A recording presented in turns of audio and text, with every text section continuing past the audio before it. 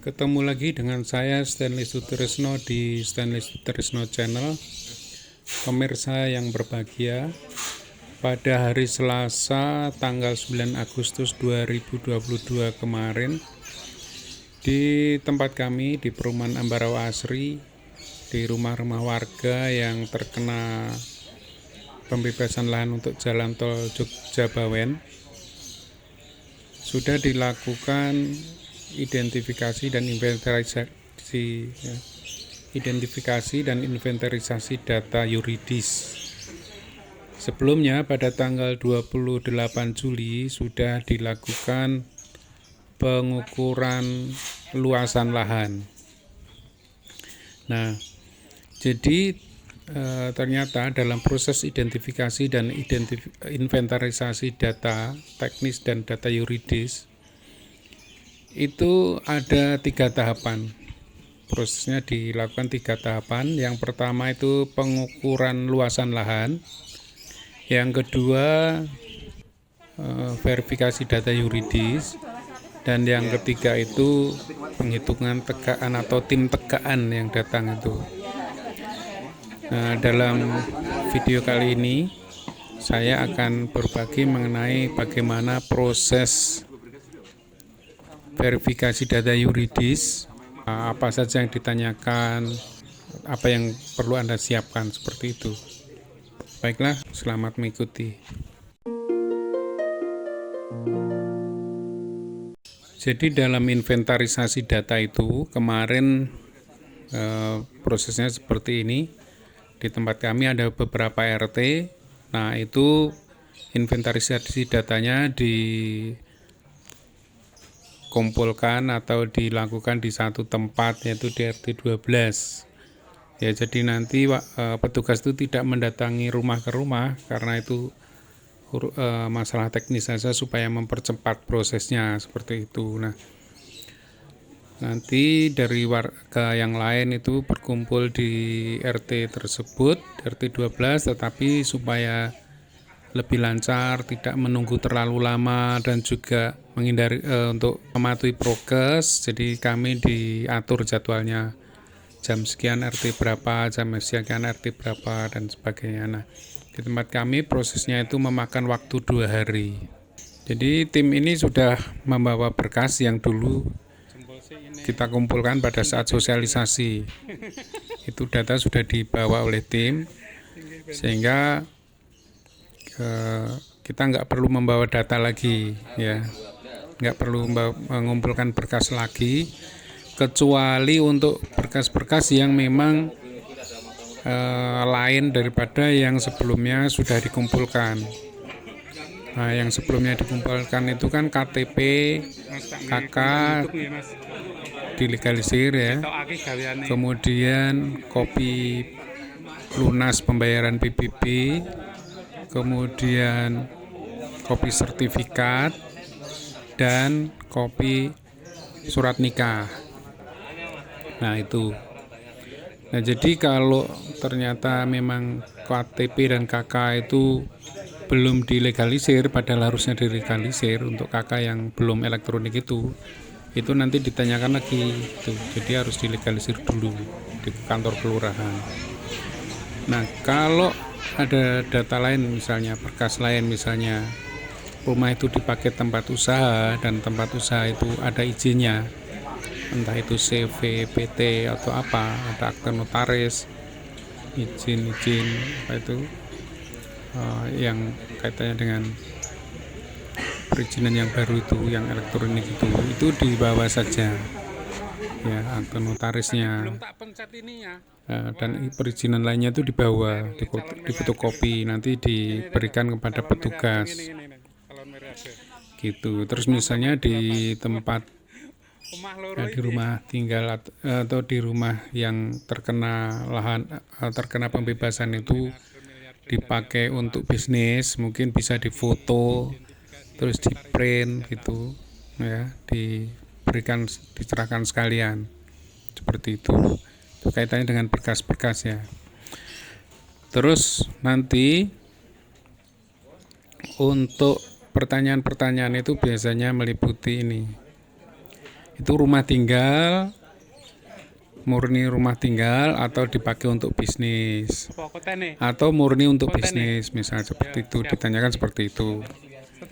Kemudian juga ditanyakan yang ada di rumah itu apa saja, misalnya listriknya itu kan, saluran listriknya itu berapa watt, misalnya apa 450 atau 900 atau 1300, itu ditanyakan. Kemudian PDAM, PAM-nya PDAM ada enggak, itu juga ada sumur, misalnya apakah ada sumur meskipun sudah tidak terpakai karena sudah ganti ke PDAM, lah itu juga disampaikan saja, nanti akan dicatat oleh petugas. Apa itu sumur bor atau sumur biasa, kedalaman berapa, itu nanti disampaikan saja. Kemudian misalnya ada septic tank. Nah, septic tank ada berapa? Kalau misalnya ada 1 atau 2, meskipun yang 1 sudah tidak dipakai, tapi kalau pernah ada dan pernah dibuat dan sekarang tidak dipakai lagi, itu bisa disampaikan ada berapa septic tank kayak gitu. Ya, terus misalnya ada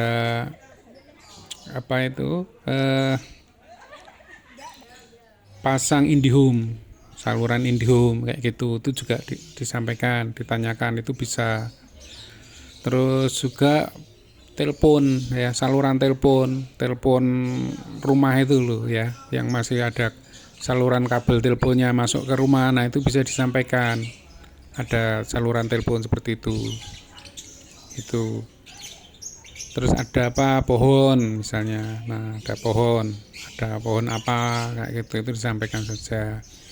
Termasuk misalnya rumahnya itu untuk kantor, nah juga ya, tadi kan ada bisnis, nah juga ada untuk kantor, nah, sampaikan aja bahwa karena untuk bisnis dan kantor itu beda, misalnya untuk warung ya kan, nah itu, atau jualan online, nah kayak itu kan ada fisiknya gitu kan. Tapi misalnya ada untuk PT atau CV, itu kantor konsultan kayak gitu, itu disampaikan bahwa itu untuk kantor kayak gitu.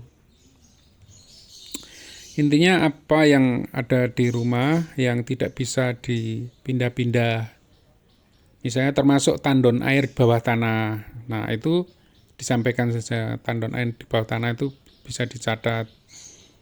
Tapi kalau tandon air di atas tanah di atas rumah yang bisa dipindah-pindah, itu tidak akan dicatat oleh petugas itu. Ya, jadi nanti setelah ditanyakan berbagai macam hal seperti itu, proses selanjutnya kalau sudah selesai nanti kita tanda tangan. Dan tanda tangan ada bermeterai, dan yang satu lagi tidak ada meterai. Oh ya, catatannya itu kalau kita punya rumah itu ya, kebetulan itu punya rumah dan itu bersebelahan, dan itu 2 sertifikat, maka itu 2 kali ya, identifikasi inventarisasi datanya itu 2 kali. Nah misalnya atas nama suami istri, ya berarti suami istri itu ikut tanda tangan di situ gitu. Kalau sertifikat itu atas nama suami istri ya.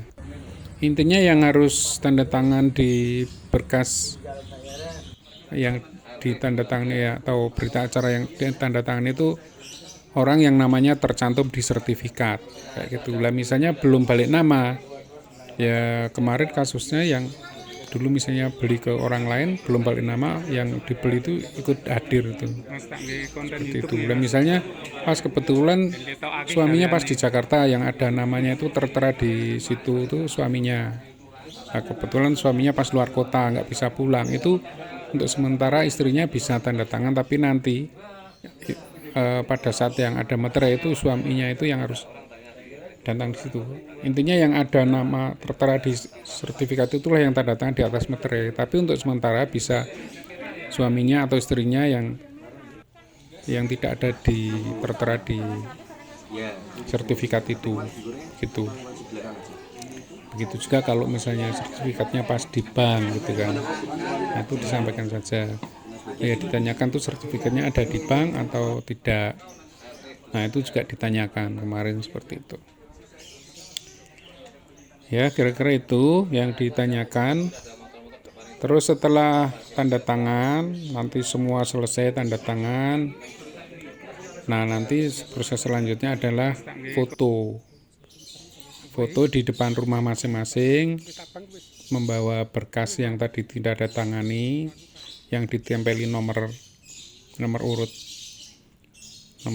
apa itu pendataan mereka, nomor urut identifikasi dan inventarisasi dari tim identifikasi dan inventarisasi. Nah, itu kita pegang, kita berdiri di samping petugas ya, nanti difoto untuk dokumentasi mereka seperti itu. Nah, setelah selesai nanti kurang lebih 2 minggu lagi atau sampai 3 minggu lagi itu akan ada tim satu lagi, yaitu tim tegaan. Jadi apa yang sudah data dicatat oleh tim verifikasi yuridis yang kita sampaikan dan kita tanda tangani itu nanti akan diverifikasi oleh tim tegaan.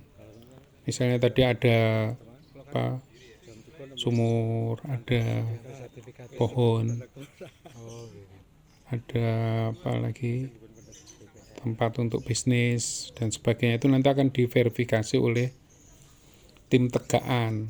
Nah, ini seperti disampaikan kemarin, kurang lebih 2 minggu sesudah hari ini, sesudah identifikasi inventarisasi data yuridis itu, karena memang banyak sekali itu dan prosesnya kelihatannya agak lama untuk yang tim tegaan itu kan, karena masing-masing bidang pasti akan berbeda variasi apa yang ada di situ gitu.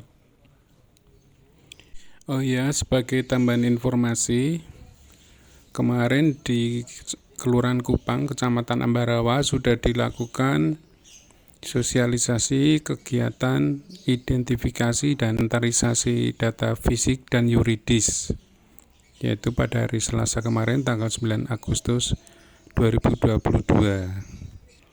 Begitu yang bisa saya sampaikan.